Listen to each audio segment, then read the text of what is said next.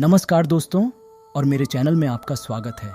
आज हम कृष्ण की मृत्यु की रोमांचक गाथा के बारे में बात करेंगे। कृष्ण भगवान विष्णु के 8वें अवतार थे और वे हिंदू धर्म में सबसे शक्तिशाली और प्रिय देवताओं में से एक थे। वह महाभारत में भी एक केंद्रीय पात्र थे, जो हिंदू साहित्य में सबसे महत्वपूर्ण महाकाव्यों में से एक है। महाभारत दो चचेरे भाइयों पांडवों और कौरवों के बीच एक महान युद्ध की कहानी बताता है।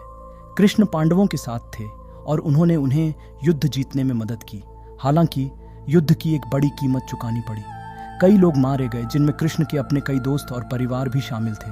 कृष्ण युद्ध से बहुत दुखी थे और वह अपनी मृत्यु के बारे में सोचने लगे। एक दिन कृष्ण एक पेड़ के नीचे ध्यान में बैठे थे। एक शिकारी जरा जंगल में आया और उसने कृष्ण के पैर को हिरण समझ लिया। उसने कृष्ण के पैर पर तीर मारा और तीर ने उन्हें घातक रूप से घायल कर दिया। जरा एक शिकारी था जिसका उल्लेख हिंदू महाकाव्य रामायण और महाभारत में किया गया है। रामायण में जरा बाली का छोटा भाई था जो कि वानरों का राजा था।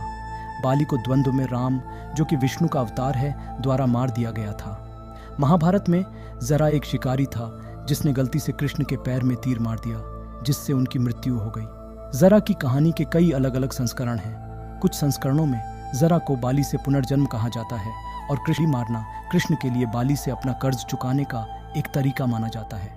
अन्य संस्करणों में जरा केवल एक शिकारी है जिसने गलती की है, भले ही उसका उद्देश्य कुछ भी हो। जरा द्वारा कृष्ण की शूटिंग हिंदू पौराणिक कथाओं में एक महत्वपूर्ण घटना है। यह पृथ्वी पर कृष्ण के अवतार के अंत का प्रतीक है और इसे जीवन की नश्वरता और मृत्यु की अनिवार्यता का अनुस्मारक भी माना जाता है। रामायण में जरा बाली का छोटा भाई था जो कि वानरों का राजा था। बाली एक शक्तिशाली और पुण्य राजा था, लेकिन वह घमंडी और अभिमानी भी था। एक दिन राम, जो कि विष्णु का अवतार है, अपनी पत्नी सीता की तलाश में बाली के राज्य में आया, जिसे राक्षस रावण ने अपहरण कर लिया था। राम ने बाली को द्वंद्व युद्ध के लिए चुनौती दी, लेकिन बाली ने यह जानते हुए लड़ने से इनकार कर दिया कि राम विष्णु का अवतार है। इसके बाद राम के भाई लक्ष्मण ने आगे बढ़कर बाली को चुनौती दी। लक्ष्मण बाली से हार गए और राम को अपने भाई की जान बचाने के लिए हस्तक्षेप करना पड़ा। आगामी लड़ाई में राम ने एक चाल का उपयोग करके बाली को मार डाला। राम ने बाली को पीछे से गोली मारी जब वह विचलित था।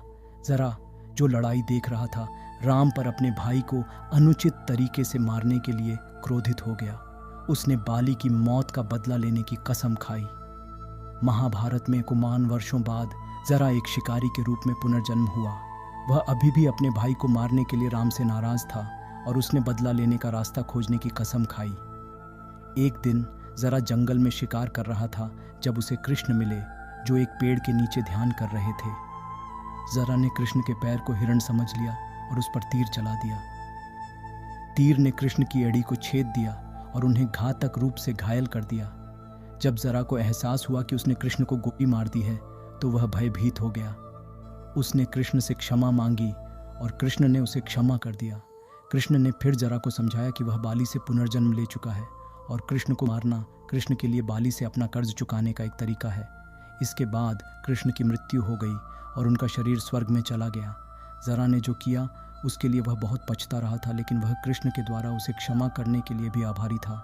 उसने अपना शेष जीवन एक पुण्य जीवन जीने में बिताया। कृष्ण के अनुयायी उनकी मृत्यु से बहुत दुखी थे।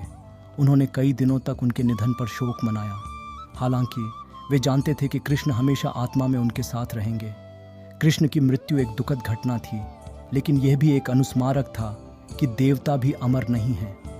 कृष्ण का जीवन प्रेम, करुणा और साहस का पाठ था। उन्होंने हमें सिखाया कि हमें हमेशा सही के लिए खड़े रहना चाहिए, यहाँ तक कि बड़ी विपरीत परिस्थितियों में भी। देखने के लिए धन्यवाद। मुझे आशा है कि आपको कृष्ण की मृत्यु की रोमांचक गाथा के बारे में यह वीडियो पसंद आया होगा। अधिक वीडियो के लिए मेरे चैनल को लाइक और सब्सक्राइब करें।